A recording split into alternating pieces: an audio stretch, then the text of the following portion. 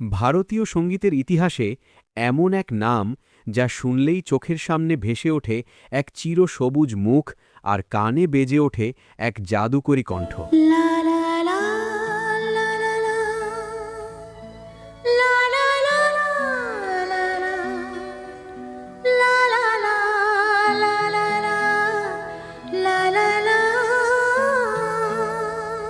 তিনি কেবল একজন শিল্পী নন, তিনি একটি যুগ। ৮০ বছর কেরিয়ার, ২০টি ভাষা আর ১২,০০০-এরও বেশি গান। তিনি শুধু একজন গায়িকা নন, তিনি একাই একটা আস্ত মিউজিক ইন্ডাস্ট্রি। লতা মঙ্গেশকরের মতো হিমালয় সমান ছায়ার নিচ থেকে বেরিয়ে এসে কিভাবে তিনি হয়ে উঠলেন বিশ্ব রেকর্ডধারী সুর সম্রাজ্ঞী, চলুন জেনে নিই আজকের ভিডিওতে। আমার চ্যানেলে আপনাদের সব্বাইকে স্বাগত। ১৯৩৩ সালের ৮ই সেপ্টেম্বর মহারাষ্ট্রের এক সঙ্গীত পরিবারে জন্ম। বাবা পণ্ডিত দীনানাথ মঙ্গেশকরের কাছেই হাতেখড়ি, কিন্তু মাত্র ৯ বছর বয়সে বাবার প্রয়াণ সব বদলে দেয়। পরিবারের বড় মেয়ে লতা আর মেজ মেয়ে আশা, দুই বোন মিলে কাঁধে তুলে নিলেন সংসারের ভার। ১৯৪৩ সালে মুক্তি পেল তার প্রথম প্লেব্যাক গান। তবে সেই শুরুটা মোটেও রাজকীয় ছিল না। অনেক লড়াইয়ের পর ১৯৪৮ সালে চুনারিয়া ছবির মাধ্যমে প্রথম বড় ব্রেক পান তিনি। সেই সময় ভারতীয় সঙ্গীত জগতে রাজত্ব করছেন বড় দিদি লতা মঙ্গেশকর।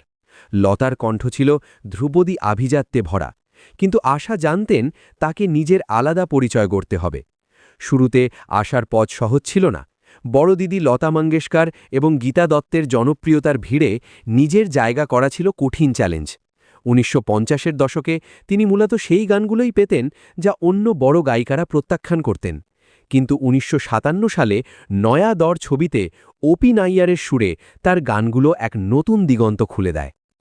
আশা ভোসলের সঙ্গীত জীবনে সবচেয়ে বড় মোড় আসে আর.ডি. বর্মনের সাথে তার জুটিতে। এই জুটি ভারতীয় সিনেমার গানে পাশ্চাত্য সুর আর ভারতীয় আত্মার এক অপূর্ব মেলবন্ধন ঘটিয়েছিল। কেবল প্রশাসনিক সম্পর্ক নয়, ব্যক্তিগত জীবনেও তারা ছিলেন একে অপরের পরিপূরক। এই জুটির গান আজও ক্লাব থেকে শুরু করে রেডিও সব জায়গায় সুপারহিট। তিনি প্রমাণ করেন যে তিনি কেবল ক্লাসিক্যাল বা ভজন নয়, বরং পপ, রক এবং ক্যাবারে গানেও অপ্রতিদ্বন্দ্বী।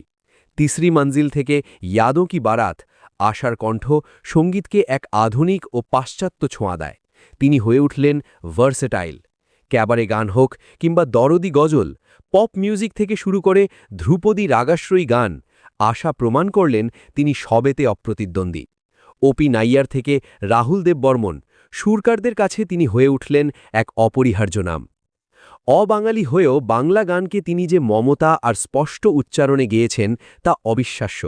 বাঙালির প্রতিটি পুজো, আড্ডা আর বসন্তের বিকেলে আশার গান যেন মাস্ট। কাজল কাজল আঁকিতে তোমায় বেঁধে রাখিতে, কাজল কাজল আঁকিতে তোমায় বেঁধে রাখিতে, ছল করে যাই আমি জল আনিতে, ছল করে যাই আমি জল আনিতে। স্মরণীয় গান আকাশে আজ রঙের খেলা, কিংবা বলো বলো তুমি মোরে, কিংবা মহুয়ায় জমেছে আজ মৌ, এই গানগুলো আজও বাঙালি ড্রয়িং রুমে জীবন্ত। শচীন দেববর্মন থেকে নচিকেতা ঘোষ, সবার সুরে তিনি আমাদের উপহার দিয়েছেন অজস্র মুনিমাণিক্য। ওয়েস্ট বেঙ্গল সরকার তাকে বঙ্গবিভূষণ সম্মানে ভূষিত করেছিল।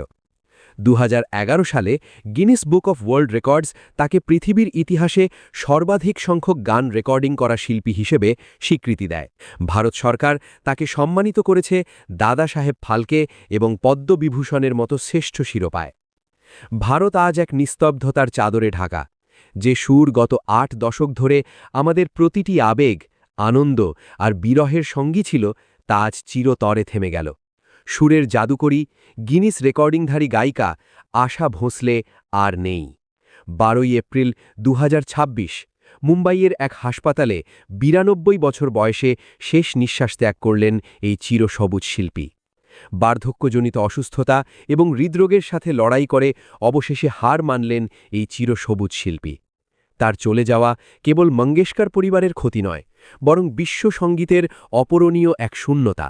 দিদি লতা মঙ্গেশকরের পর তার প্রয়াণ যেন ভারতীয় মার্গসঙ্গীত ও প্লেব্যাকের শেষ স্বর্ণালী অধ্যায়ের সমাপ্তি ঘটাল। মানুষ নশ্বর, কিন্তু শিল্প অমর। আশা ভোঁসলে আমাদের মাঝে শারীরিকভাবে না থাকলেও তার হাজার হাজার গান আমাদের হৃদয়ে প্রতিধ্বনিত হবে আজীবন। আপনার সুরের আলোয় ভারত চিরকাল আলোকিত থাকবে। जिंदगी के सफर में गुजर जाते हैं जो मकाम वो फिर नहीं आते, वो फिर नहीं आते।